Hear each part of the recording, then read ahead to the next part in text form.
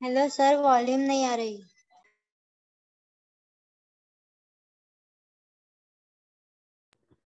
बेटा अभी स्टार्ट नहीं हुआ है, स्टार्ट होगा थोड़ी देर में। सर आ जाए एक बार।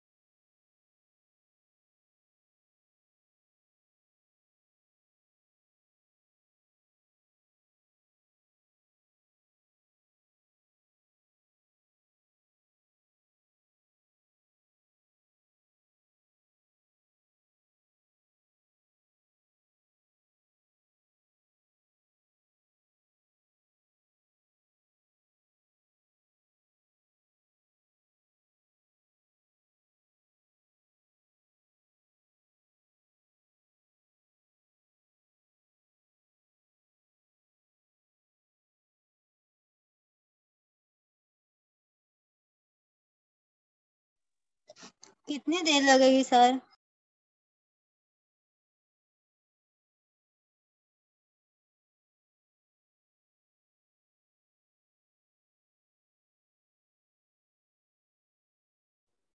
एट थर्टी पे स्टार्ट होगी बेटा class.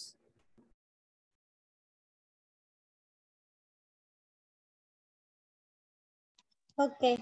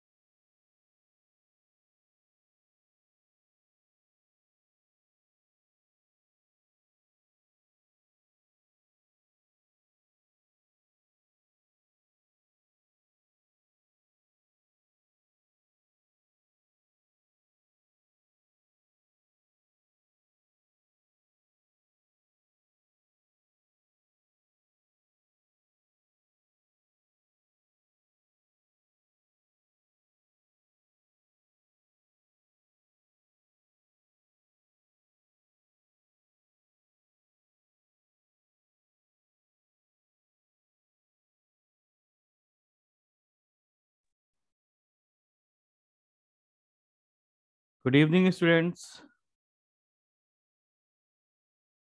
Good evening, sir. How are you? Good, sir. All right. So सभी स्टूडेंट्स अवेलेबल है ना बेटा आगे टाइम पर? All right. तो हमने लास्ट क्लास में जो डिस्कशन किया था सभी को याद है? जो टॉपिक डिस्कस किया था हमने?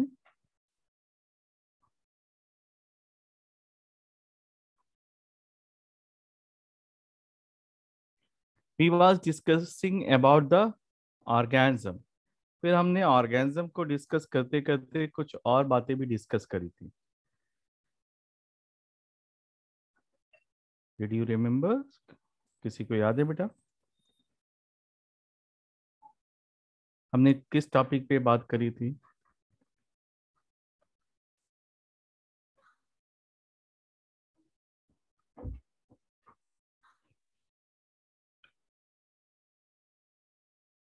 हमने कुछ साइंटिस्ट के बारे में डिस्कशन किया था, राइट?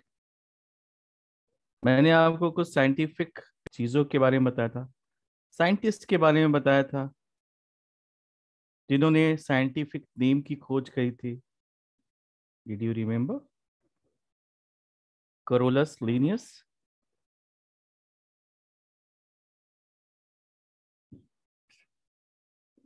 रिमेम्बर?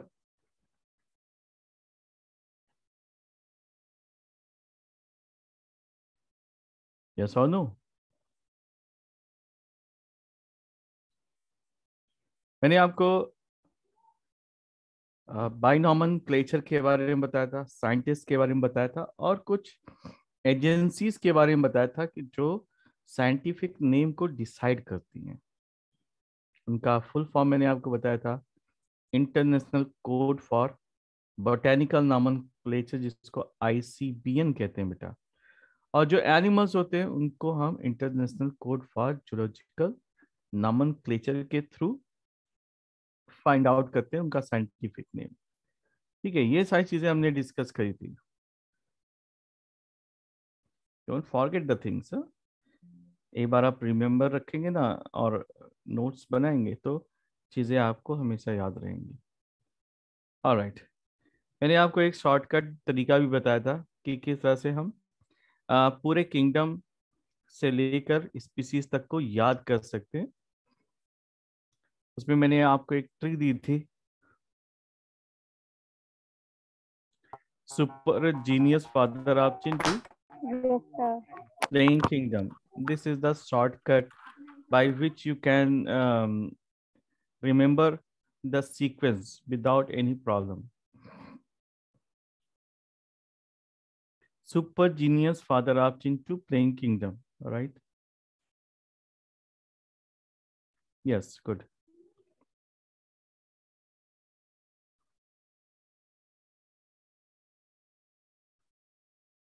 ICBN का फुल फॉर्म क्या होता है बेटा? पीछे तो मैंने बताया. It is not the biological, it is the botanical. Botanical का मतलब it is related with the botany, like plant. और जो एनिमल वाला है उसको हम क्या कहेंगे? जोलॉजिकल. मैं वापस से दिखा देता हूँ उस सारे पॉइंट को, आप चाहो तो उसे नोट डाउन कर लो. ICBN बोटेनिकल होता है, बायोलॉजिकल नहीं होता, राइट? और ICZN belongs to the zoological, that means related with the animals. तो एनिमल्स के लिए अलग है और प्लांट्स के लिए अलग है nomenclature system. Got it?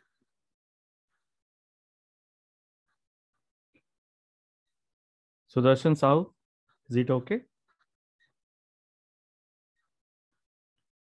Okay. Now let us move the next topic. यहाँ तक हमने तो कवर कर लिया था, अब आगे की तरफ चलते हैं. फिर मैंने आपको टैक्सोनॉमिक कैटेगरी में ह्यूमन के बारे में बताया था कि ह्यूमंस की टैक्सोनॉमी कैटेगरी की जाएगी तो किस तरह की चीजें वहां पर प्रेजेंट होंगी। फिर मैंने आपको बताया था कि कुछ स्पीसीज जैसे कि पोटैटो है, टोमेटो है, नाइटसीड है और ब्रिंजल है, ये सभी एक ही जीनस से बिलोंग करती हैं और उस जीनस का नाम है सोलेनम। और तो इनका साइंटिफिक नेम आप देखो तो मिलते हुए दिखाई पड़ते हैं, लाइक सोलेनम ट्यूबरोसम, है ना, टोमेटो का Solanum lycopersicum, something like that,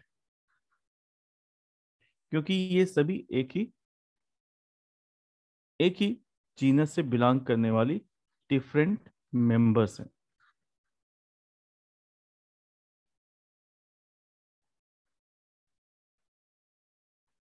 ये बात समझ में आ गई?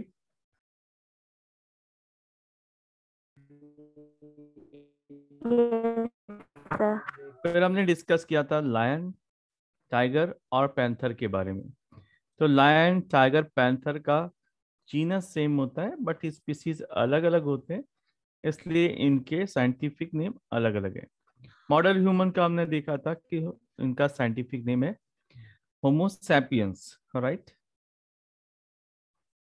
तो स्पीसीज को आप कैटेगराइज कर सकते हैं, इट इज द लोएस्ट, किसी भी क्लासिफिकेशन या टैक्सोनॉमी की सबसे लोएस्ट जो यूनिट होती है ना, उसको हम कहते हैं बेटा स्पीसीज, सबसे लोएस्ट यूनिट होती है। क्लियर? और दूसरी खास बात होती है जो स्पीसीज है वो आपस में इंटरब्रीड कर सकती है। इंटरब्रीडिंग का मतलब क्या हुआ? इनके बीच ही सेक्सुअल रिप्रोडक्शन हो सकता है।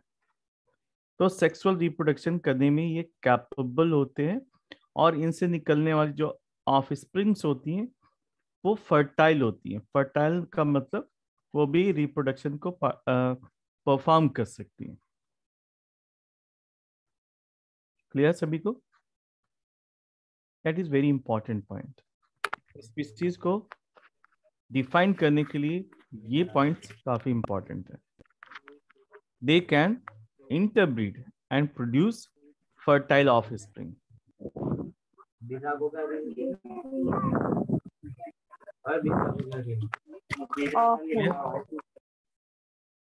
Okay Okay. All right. Now next point.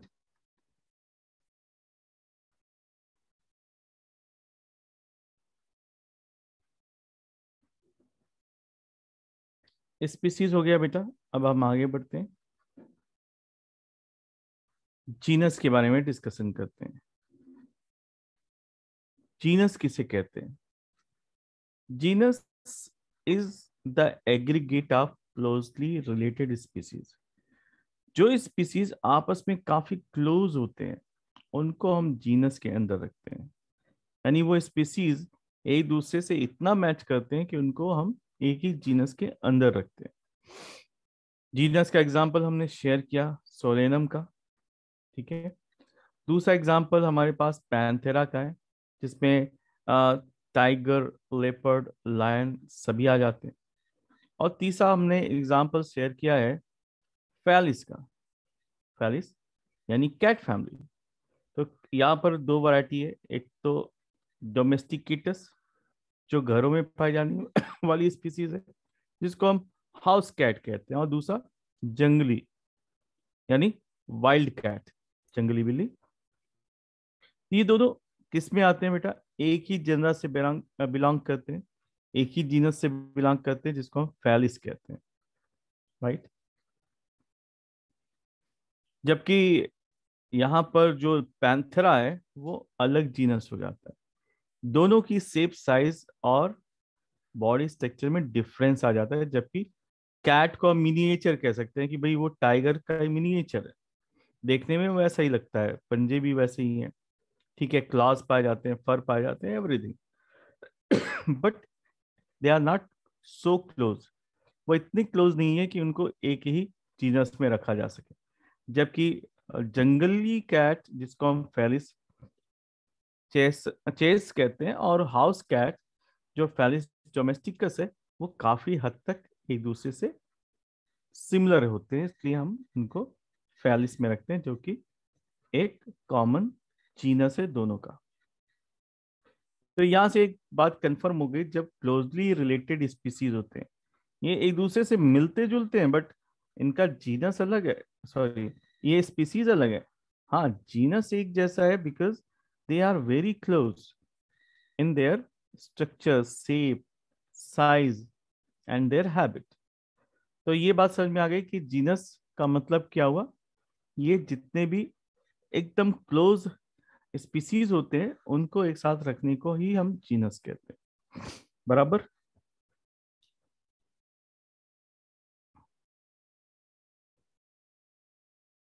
Clear है बच्चों?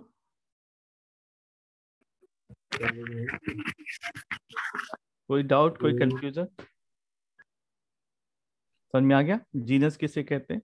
तो species is the lowest unit और उसके ऊपर आता है जीनस। तो genus is the group of closely related species. ठीक है, अब आते हैं नेक्स्ट पॉइंट पर। अब आते हैं फैमिली पर। फैमिली फॉर एग्जांपल सोलेनेसी देखते हैं प्लांट के केस में। तो जीनस सोलेनम है, ठीक है, लेकिन अब पोटैटो बिल्कुल डिफरेंट है, और ये फ्लावर जिसको हम पिट्यूनिया कहते हैं वो भी बिल्कुल डिफरेंट है। ठीक है, और धतूरा ये आप जानते ही हैं, शिव जी को चढ़ता है ये फ्लावर। तो ये तीनों देखने में बिल्कुल अलग अलग हैं, लेकिन ये बिलोंग करते हैं एक ही फैमिली से, जिसको हम कहते हैं सोलेनेसी फैमिली, राइट। क्योंकि जो इंटरनल जैसे सेल और जिसे इंटरनल स्ट्रक्चर कहते हैं उनमें काफी ज्यादा सिमिलरिटी पाई जाती है। अगर हम देखें तो ये काफी क्लोज रिलेटेड जनरा है। तो जितने जीनस होते हैं और वो आपस में काफी ज्यादा क्लोज एसोसिएटेड है, बहुत ज्यादा सिमिलरिटी नजर आती है, तो उनको एक ही फैमिली में रखा जाता है। दूसरा एग्जांपल हम फैलिडी फैमिली देखो, यहाँ पर टाइगर और कैट दोनों के ही रखा गया है ना।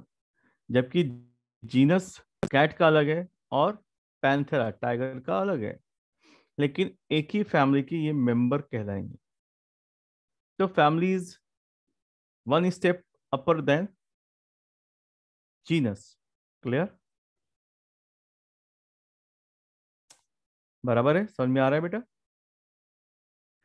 तो शॉर्टकट में अगर बोला जाए कि what is the family, family is nothing but it is a group of related genera, है ना।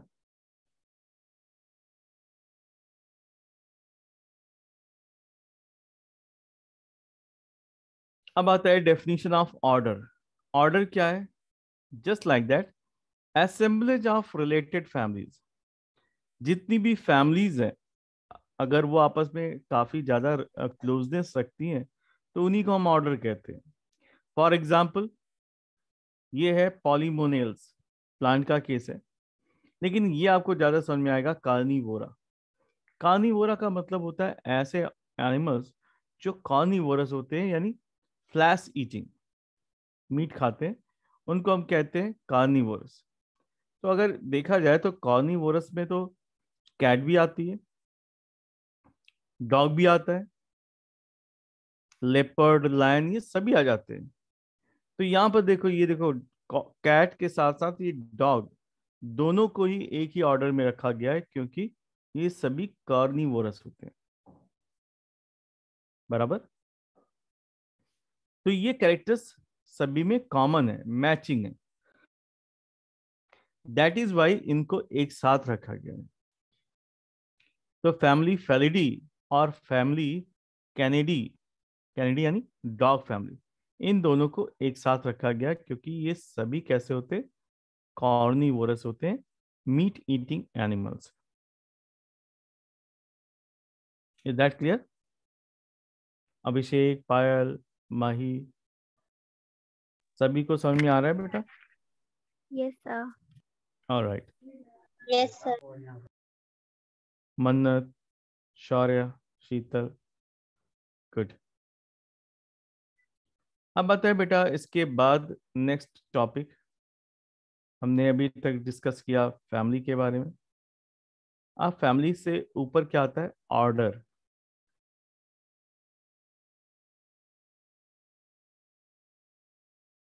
ये हमने डिस्कस कर लिया। ऑर्डर के बाद नेक्स्ट आएगा क्लास। तो क्लास को हम कैसे डिफाइन करेंगे? फंडामेंटल चीजें वही है, कॉमन है। Class is nothing but it is a assemblage of related orders. जो ऑर्डर काफी नजदीक हो, यानी काफी क्लोज हो, उनके जो कैरेक्टर से काफी ज्यादा मैच करते हो, तो इसी को हम कहते हैं बेटा क्लास। फॉर एग्जाम्पल, अगर प्लांट के केस में देखें तो यहां पर आपको एक एग्जाम्पल दिखाई दे रहा है, डाइकोटिलीडनी। डाइकोटिलीडन का मतलब क्या होता है? कि ऐसे प्लांट्स जिसमें दो कॉटिलीडन्स हो। फॉर एग्जाम्पल, अगर आपने चना खाया होगा, चना ग्राम, तो जब आपने उसे तोड़ा होगा तो दो अलग अलग दाल जिसे कहते हैं में टूट जाता है। पाइसम सटाइवम, जिसको हम मटर कहते हैं, वो भी दो दाल यानी दो कॉटिलीडन्स में डिवाइड हो जाता है।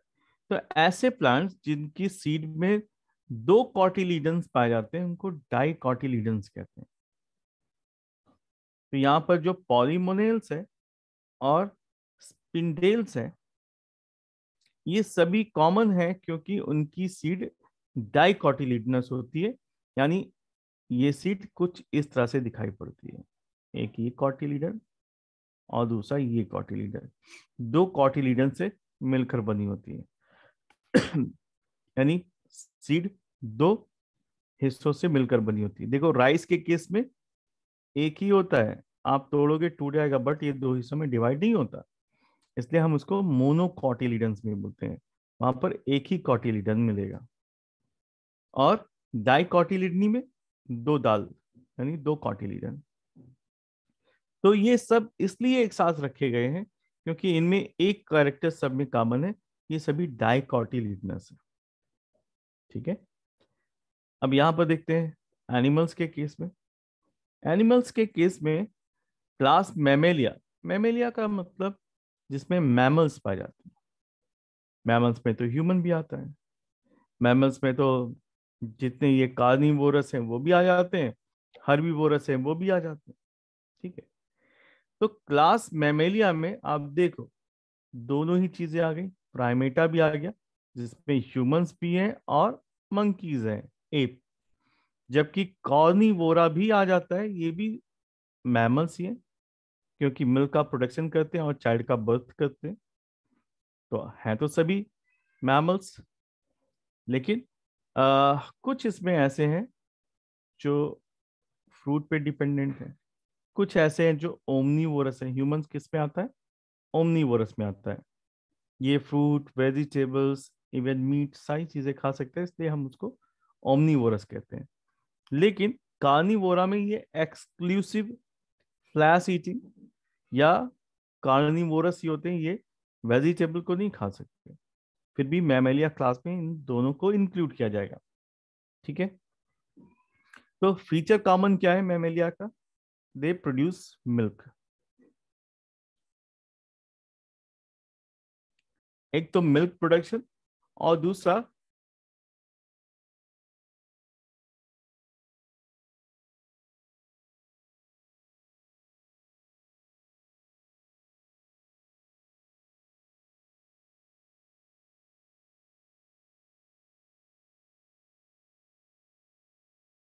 सर वॉल्यूम नहीं आ रहा।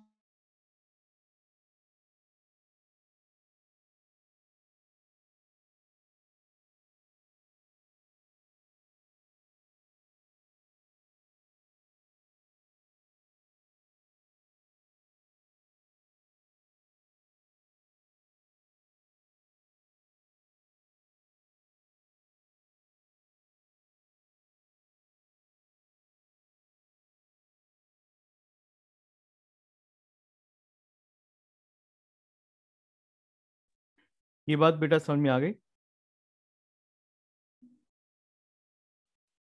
क्लियर है?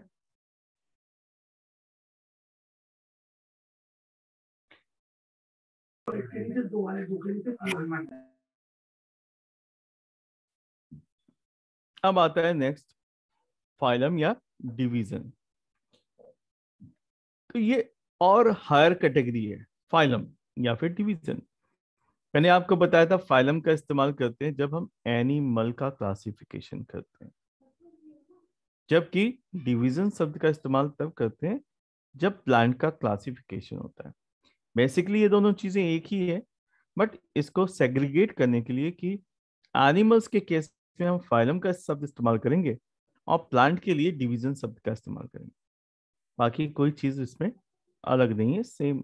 इसका जो डेफिनेशन है दोनों की सेम है। So what is the phylum और division? It is nothing but the assemblies of related classes. जितने भी क्लास हैं और जो काफी क्लोज हैं, रिलेटेड है, उनको गेट टुगेदर करने से क्या बनेगा? फाइलम बन जाता है। ठीक है, और इसी को हम डिवीजन कहते हैं इन द प्लांट क्लासिफिकेशन। अब आते हैं division angiospermae.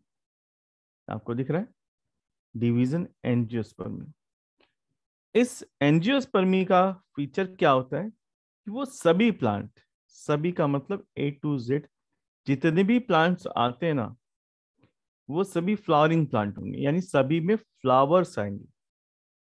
That means there is a common feature in the angiospermic plant, चाहे वो क्लास कैसा हो, डाइकोटिलीडन्स का हो या फिर मोनोकोटिलीडन्स का हो।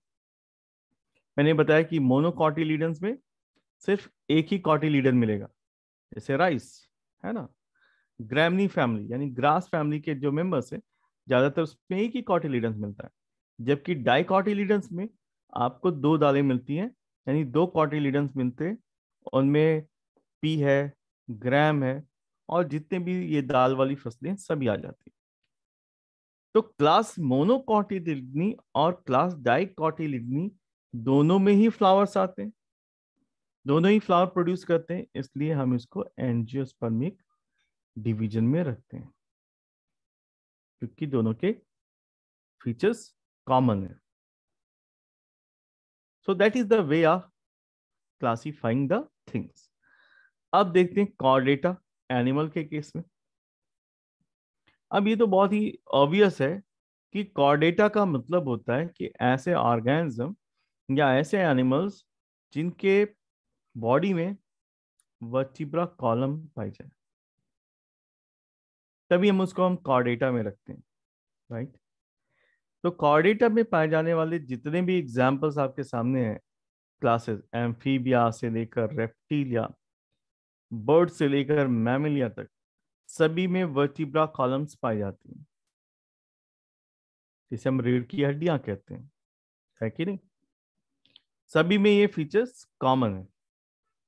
That is why they are comes under the phylum Chordata. तभी हमने इन सभी को कॉर्डेटा के अंतर्गत रखा है। दैट इज द फाइलम और division. Now clear everyone? Any query, any doubt बेटा?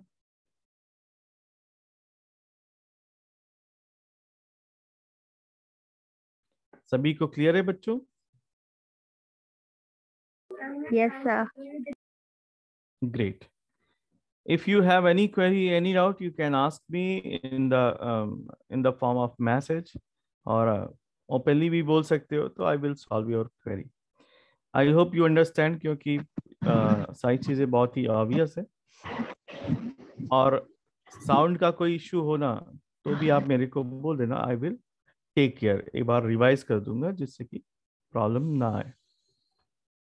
नेक्स्ट आता है बेटा kingdom. Kingdom is the highest level of the classification, और मैंने आपको बताया था कि आपको अपने सिलेबस में दो ही किंगडम पढ़ने, एक एनिमेलिया और दूसरा प्लांटी। प्लांटी का मतलब सभी प्लांट्स और एनिमेलिया का मतलब एनिमल्स। जितने भी एनिमल्स होंगे, जिस कैटेगरी के भी होंगे, सब आ जाएंगे। तो ये हमारे लिए काफी इजी है अंडरस्टैंड करना कि it is nothing but the relation of या assemblies of closely related phyla और डिवीजन। जितने भी प्लांट्स के या एनिमल्स के क्लोजली रिलेटेड डिविजन्स हैं या फाइलम्स हैं, उनको जब गेट टुगेदर करते हैं तो बनता है किंगडम, राइट। जैसा अभी हम लोगों ने पढ़ा किंगडम प्लांटी, तो प्लांटी में हमारे पास दो डिवीजन है, एक होता है बेटा एंजियोस्पर्मी और दूसरा होता है जिम्नोस्पर्मी। मैंने अभी आपको बताया कि एंजियोस्पर्म का मतलब होता है ऐसे प्लांट्स जिसमें फ्लावर्स पाए जाए, तो फ्लावरिंग प्लांट कहलाते हैं, उसको मॉडर्न प्लांट भी कहते हैं, उसको एंजियोस्पर्मिक प्लांट कहते हैं। बट अगर कुछ ऐसे प्लांट्स आपको मिले जिनमें फ्लावर्स ही ना हो, जिसमें फ्लावरिंग ना होती हो, तो ऐसे प्लांट्स को हम कहते हैं जिम्नोस्पर्मिक प्लांट। उनमें सीड्स पाए जाते हैं बेटा, बट उनमें फ्लावर्स नहीं पाए जाते। तो भी वो किससे बिलोंग करेंगे? वो तो बिलोंग करेंगे ना प्लांट से, क्योंकि प्लांट है। दैट इज वाई अलग अलग डिवीजन लेकिन क्लोजली एसोसिएटेड है, एक दूसरे से मैच करते हैं सर्टेन पॉइंट पर, क्योंकि वो सभी प्लांट्स हैं और सीड का फॉर्मेशन दोनों में होता है। एंजियोस्पर्मिक प्लांट में फ्लावर आते हैं, बट जिम्नोस्पर्मी में फ्लावर नहीं आते, सीड्स आते हैं। बोलो Shaurya, what is the question?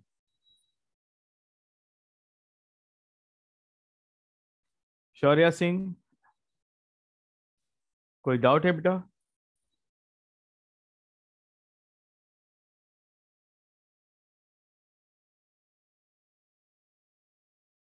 हाँ, why you raise your hand? आपने हैंड रेज किया ना, तो इससे जब भी किसी को क्वेरी हो ना, तो you can raise your hand, है ना।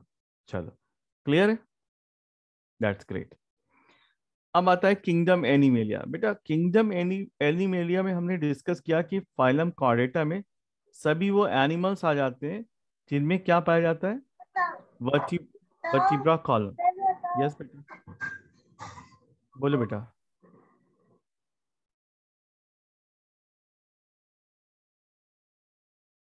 यस,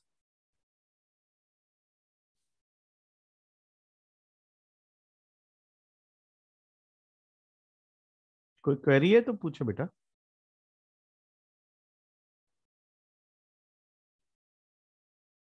मैं कंटिन्यू करूं? Yes, sir.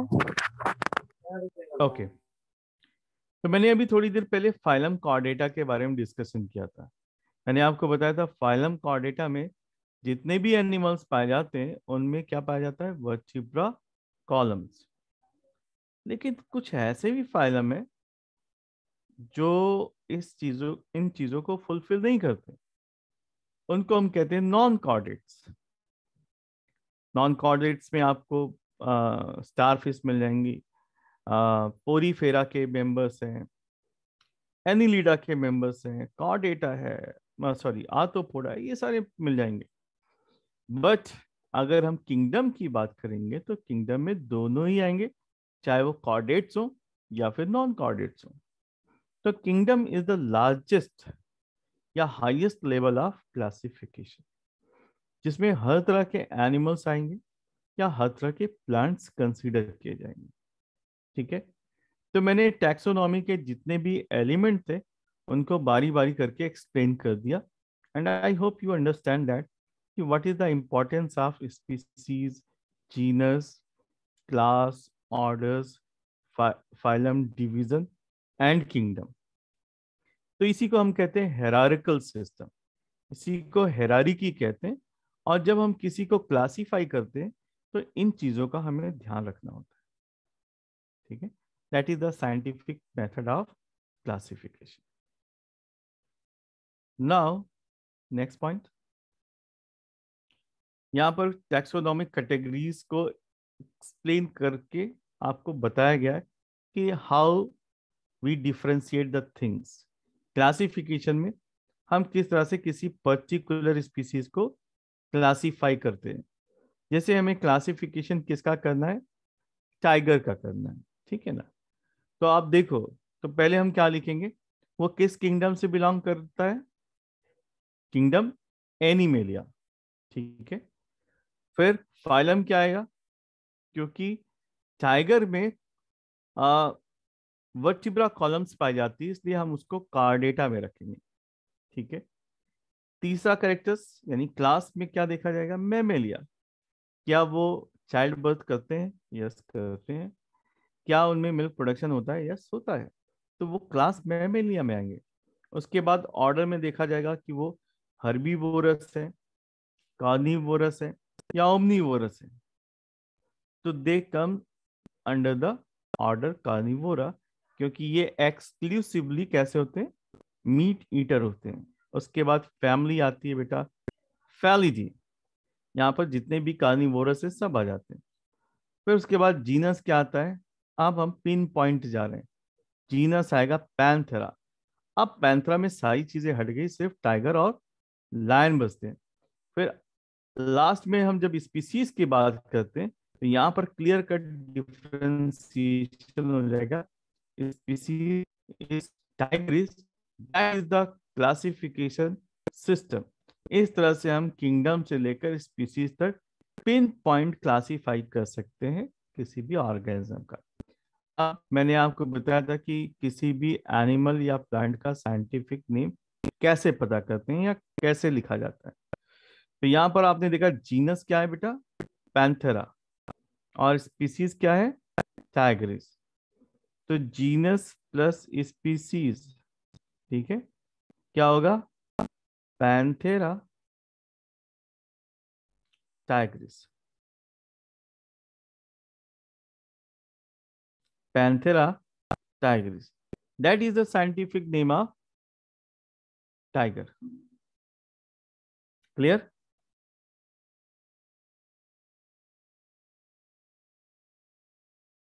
ये बात समझ में आ गई बेटा।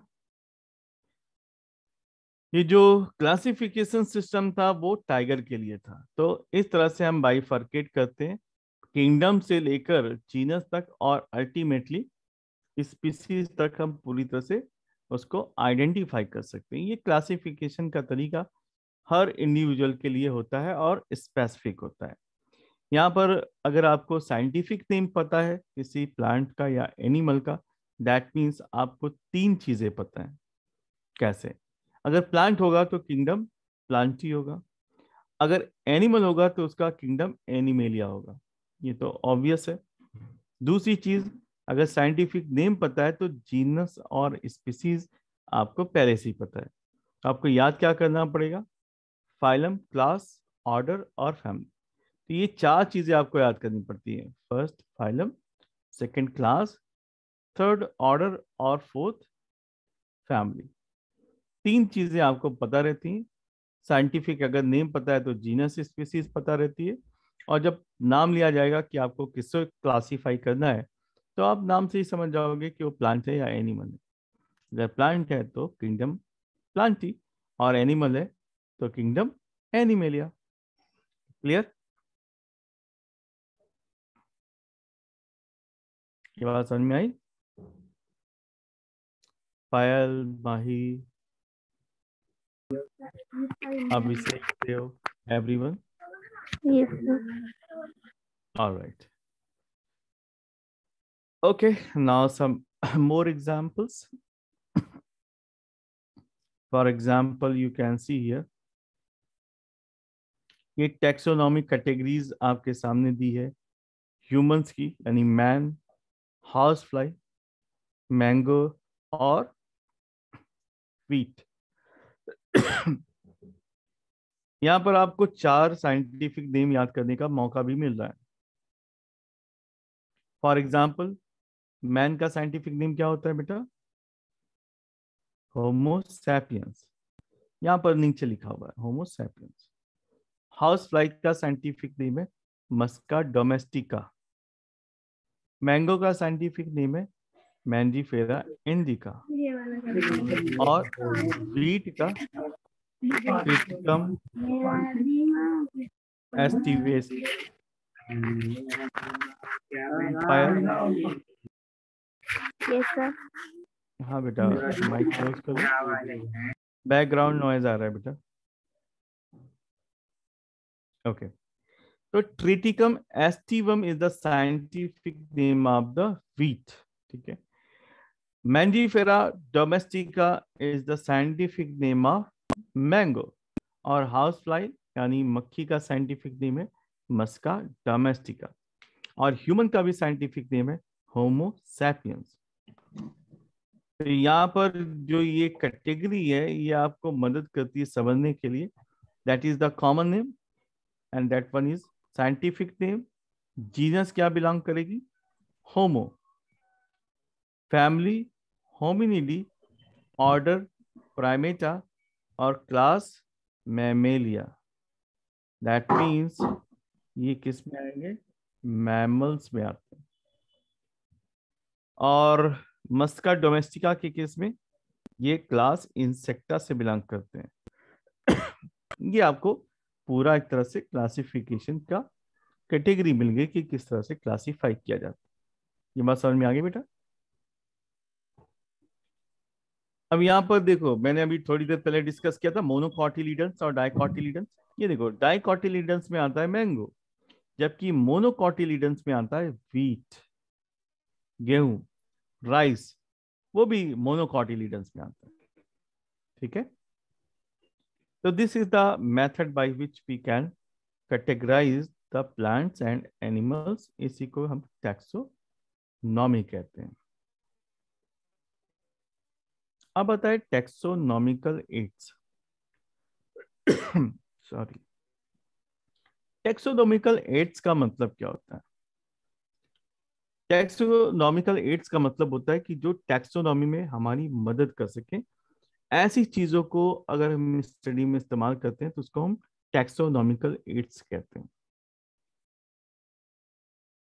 इसमें फर्स्ट है हार्बेरियम, नेक्स्ट है botanical garden, zoological park, museum, की, फ्लोरा, मैनुअल्स, मोनोग्राफ और catalogues.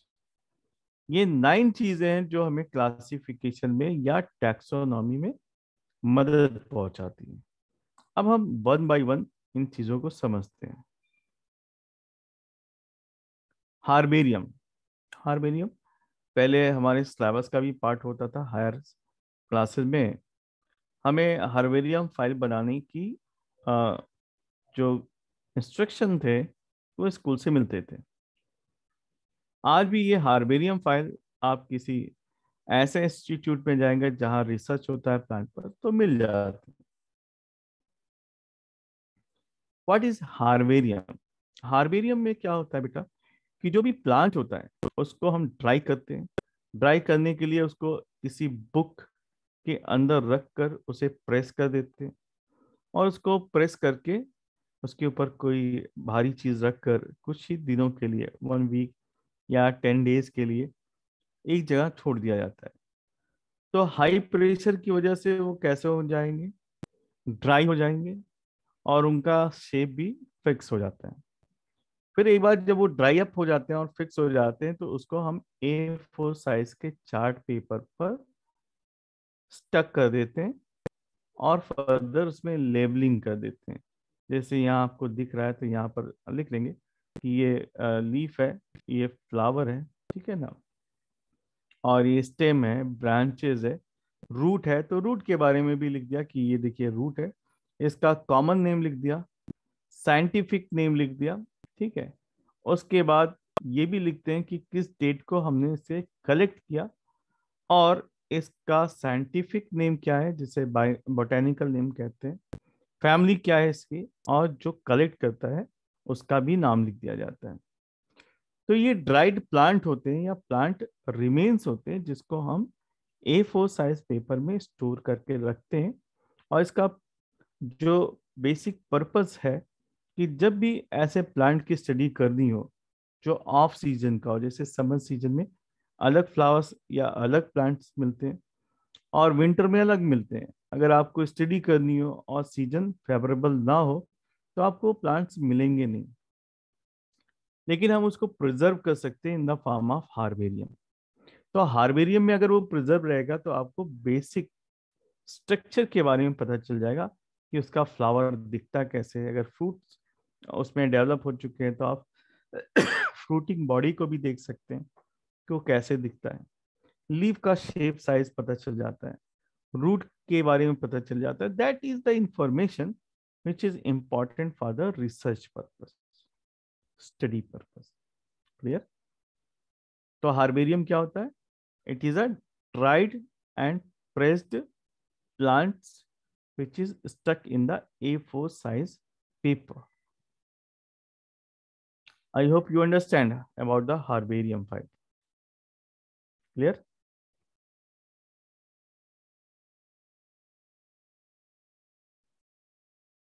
Payal, Mahi, Dev. Is that clear, everyone, beta?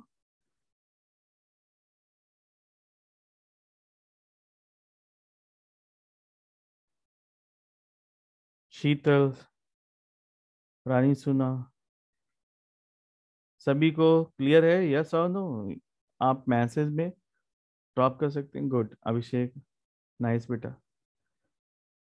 Shaurya Singh, क्या हुआ बेटा, नहीं समझ में आया?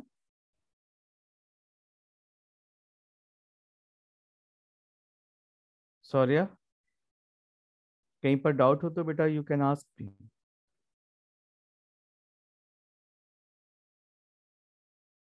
ठीक है, अब आता है बेटा टेक्सोनॉमिकल एड्स में नेक्स्ट पार्ट, जिसको हम कहते हैं बोटेनिकल गार्डन।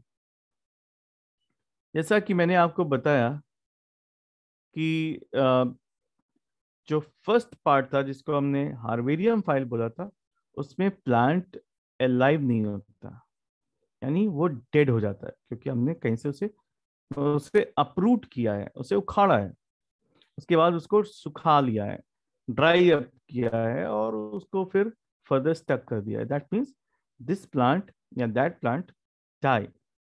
तो डेड प्लांट होता है जिसकी हम स्टडी करते हैं। लेकिन बोटेनिकल गार्डन वो स्पेस होता है जहां पर आप लिविंग कंडीशन में प्लांट की स्टडी कर सकते हैं। वो लिविंग कंडीशन में होते हैं, ग्रो करते हैं और उसको वहां पर आसानी से स्टडी किया जा सकता है। तो बोटेनिकल गार्डन्स जहां पर भी पाए जाते हैं वहां पर गुड अमाउंट में डिफरेंट वैरायटीज के प्लांट्स और ट्रीज को प्रिजर्व किया जाता है। उसका फंक्शन यही है कि जो भी रिसर्चर्स, साइंटिस्ट, स्टूडेंट वहां पर जाते हैं वो डिफरेंट वैरायटीज के प्लांट्स, फ्लावर्स और उनके शेप, साइज, स्ट्रक्चर की वहां पर स्टडी कर सकते हैं। That is why they preserve different varieties of plants and tree. तो यहाँ पर आपको कैसे दिखाई पड़ते हैं? Living plants. ठीक है, ये अलाइव होते हैं। तो फेमस जो बोटेनिकल गार्डन है उनमें 3 नाम है, 2 इंडियंस हैं और एक फॉरेन का है, जिसे रॉयल बोटेनिकल गार्डन कहते हैं, क्यू, जो इंग्लैंड में है। दूसरा बोटेनिकल गार्डन में है बोटेनिकल गार्डन है हावड़ा में, वेस्ट बंगाल। और तीसरा बेटा NBRI लखनऊ। तो ये 3 है जो आपके सिलेबस में भी है और आपको इनको याद रखना है कि सबसे बड़ा जो है वो है इंग्लैंड में, जिसको हम रॉयल बोटेनिकल गार्डन कहते हैं। दूसरा इंडिया में है, Indian botanical garden Howrah, West Bengal. और तीसरा NBRI लखनऊ। ठीक है, यहाँ पर प्लांट के ऊपर रिसर्च भी होता है, उन पर स्टडी भी की जाती है और वो हमारे नॉलेज के लिए बहुत सारे डिफरेंट वैरायटीज के प्लांट को प्रिजर्व करके भी रखते हैं और वहां पर आप लाइव कंडीशन में उनको देख सकते हैं। नेक्स्ट आता है बेटा बायोलॉजिकल म्यूजियम। ये भी एक स्ट्रेंज है। स्ट्रेंज इसलिए क्योंकि बायोलॉजिकल म्यूजियम में आपको जो भी चीजें देखने को मिलती हैं वो डेड होती हैं या फिर एक्सटिंक्ट हो चुकी होती हैं। जैसे सर्टेन वैरायटीज ऑफ बर्ड्स यहाँ पर जो दिख रही है वो पहले पाई जाती थी, अब ये पूरी तरह से एक्सटिंक्ट हो चुकी है। तो इनका कलेक्शन रखा होता है। प्रिजर्व प्लांट और एनिमल का क्या रखा होता है, प्रिजर्व करके रखा होता है, जिससे कि हमें पता चल सके कि इस तरह की वैरायटी, इस तरह के एनिमल्स पहले पाए जाते थे और अभी नहीं पाए जाते। Is that clear? तो बायोलॉजिकल म्यूजियम में भी जो स्पेसिमेन होते हैं, जो कलेक्शन होता है, वो डेड होता है। क्लियर?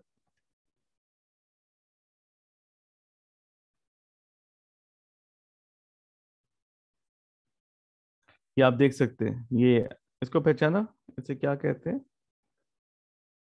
Elephant like.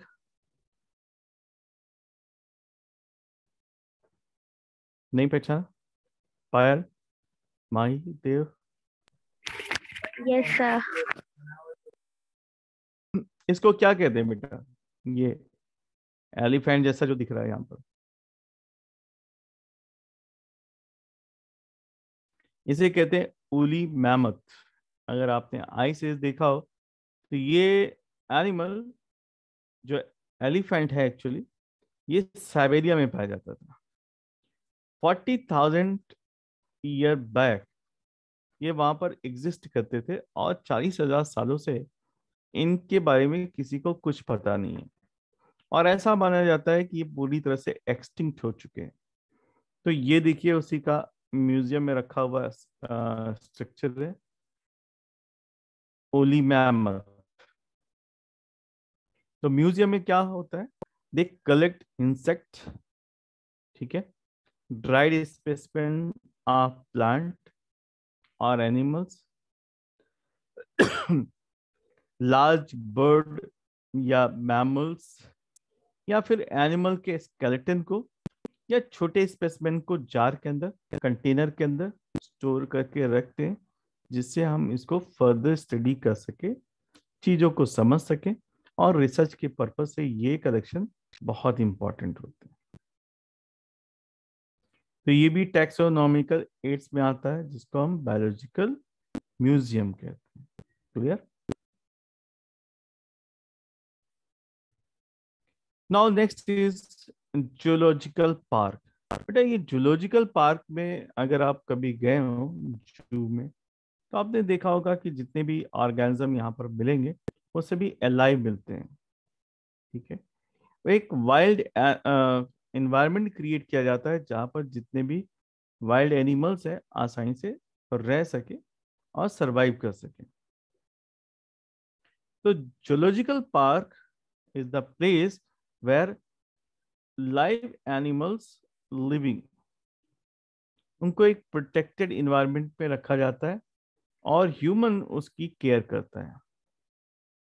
यहाँ से आपको क्या पता चल सकता है, उनके फूड हैबिट्स के बारे में पता चल सकता है, उनके बिहेवियर के बारे में स्टडी कर सकते हैं, उनको क्या चीज़ें खाने में अच्छी लगती है, पसंद है, और किस तरह का उनको इन्वायरमेंट या हैबिटेट पसंद है। तो इन सारी चीज़ों की स्टडी हम जूलॉजिकल पार्क में कर सकते हैं, राइट।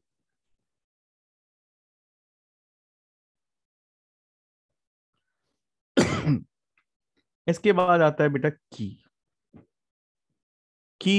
का मतलब क्या होता है? की का मतलब होता है कि आप जानते हो कि पर्टिकुलर लॉक से ही पर्टिकुलर चाबी से ही पर्टिकुलर लॉक को खोला जा सकता है।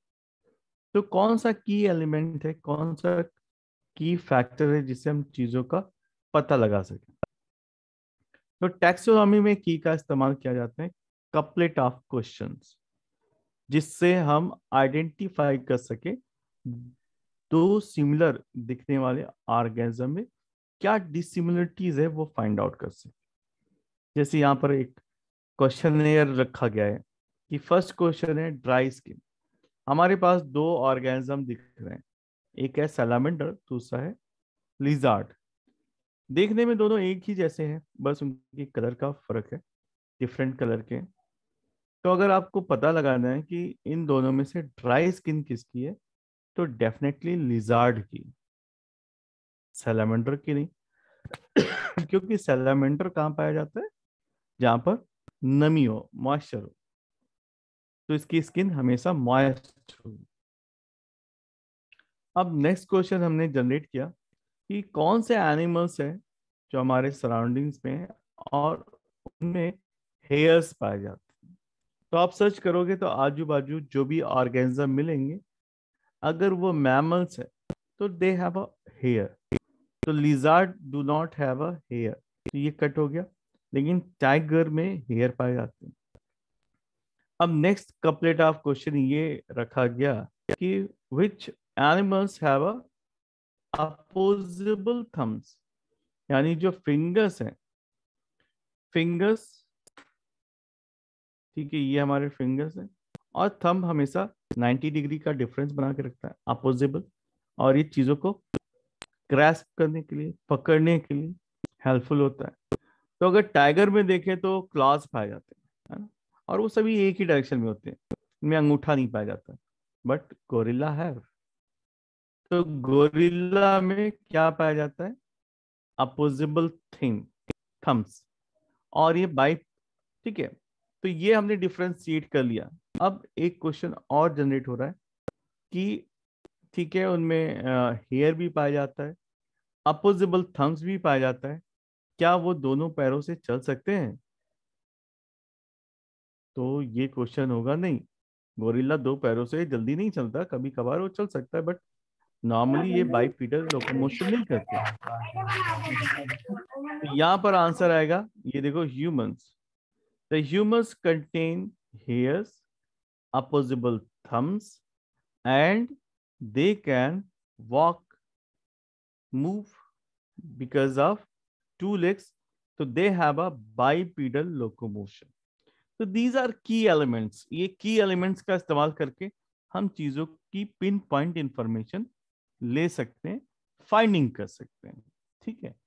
तो this is the mechanism by which we can find out the desired animals or plants, right? तो this is all about this chapter. ये चैप्टर भी पूरी तरह से कंप्लीट हो गया बेटा।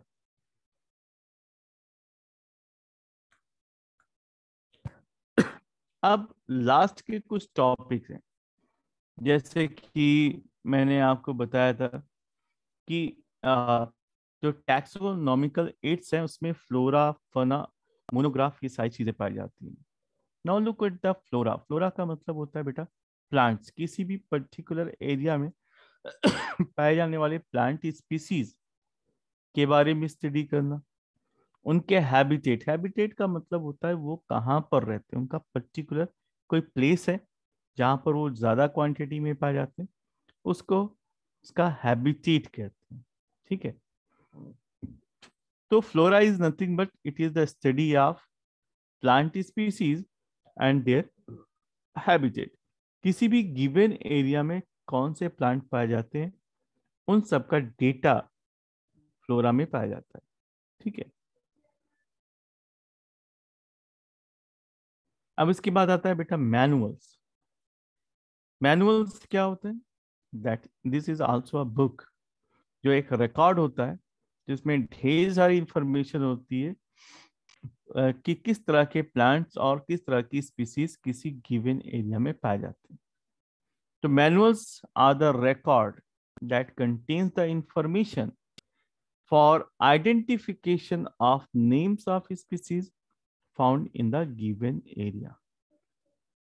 ऐसी बुक्स या बुकलेट को हम क्या कहते हैं? मैनुअल्स, ठीक है। अब इसके बाद आता है बेटा मोनोग्राफ। मोनोग्राफ में क्या होता है? It is nothing but records that contain information of any one taxon. ये चीज आपके लिए इंपॉर्टेंट है, किसी एक टैक्सा के बारे में पूरी इंफॉर्मेशन। सपोज आप अगर नीम की स्टडी कर रहे हैं तो पूरा इस मोनोग्राफ में सिर्फ नीम और उसकी वैरायटी के बारे में डिस्क्रिप्शन दिया गया होगा। इसको हम मोनोग्राफ करते हैं क्योंकि एक ही टेक्सा की यहाँ पर स्टडी की जाती है। इसके बाद catalogue. Catalogue is nothing but it is the list of species in the alphabetical style, like A B C D। ए से जितने भी प्लांट्स या एनिमल्स आएंगे, बी से, सी से, तो ये कैटलॉग में अल्फाबेटिकल ऑर्डर में लिस्टेड होता है, इसी को हम कहते हैं कैटलॉग्स। ये है हमारा नेक्स्ट टैक्सोनॉमिकल एड्स। तो this is all about the chapters, और सारे जितना भी हमारा मेन कंटेंट था वो कंप्लीट हो गया। तो this chapter is completed and all the things are taken in the PPT lectures. तो किसी को कहीं पर कोई डाउट, कोई क्वेश्चन हो, you can ask.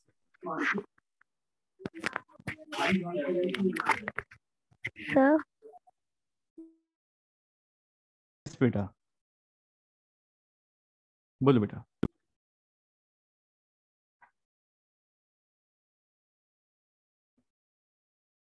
Yes Payal.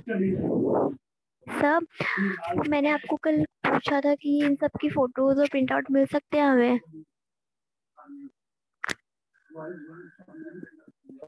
Okay, उसके लिए प्रीति मैम है, आप एक बार उनसे बात कर लेना, ठीक है? She will help okay you. Sir.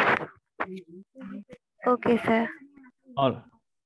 और अभी हमने जो कंटेंट यहाँ पर डिस्कस किया, उसमें कहीं पर कोई डाउट, कोई क्वेश्चन है ना, कुछ भी you can ask.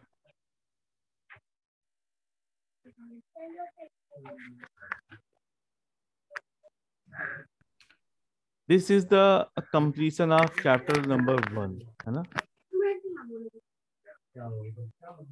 Any doubt, any question,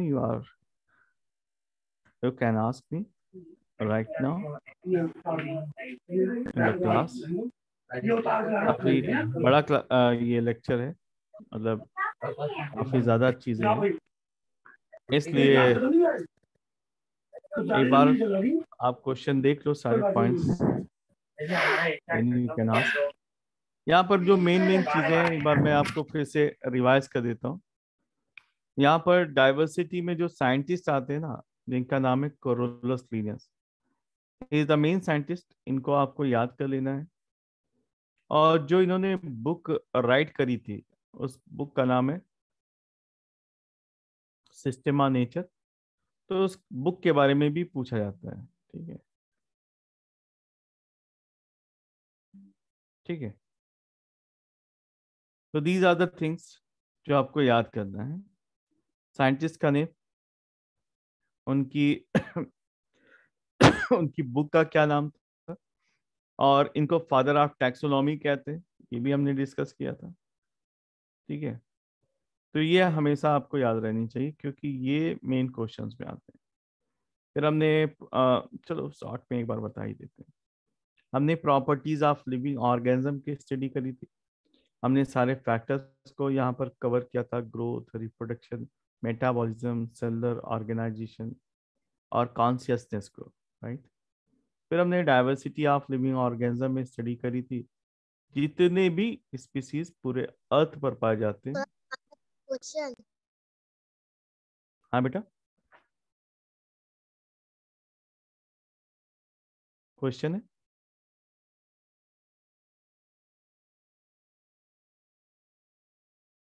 you can type your question as well.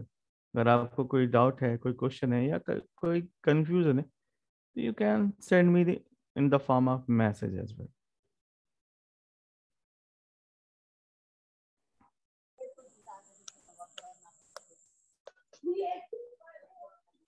Now this is completed.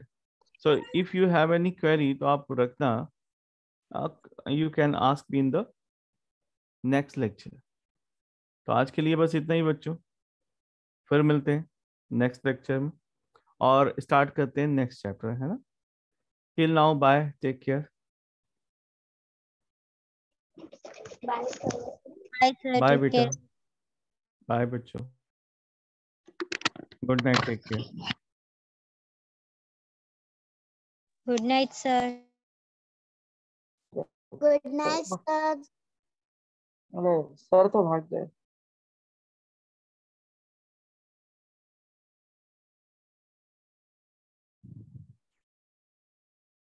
Hello hello hello hello hello, कोई है अभी भी? ये कौन है?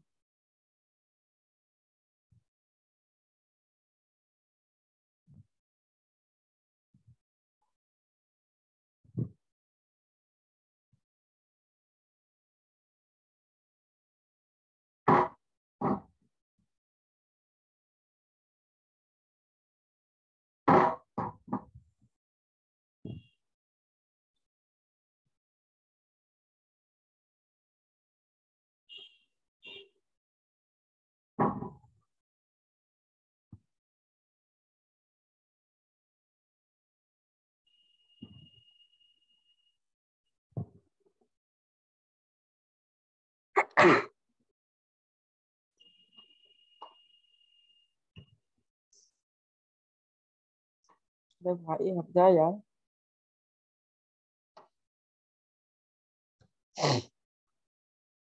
Hello gulab jamun, hello.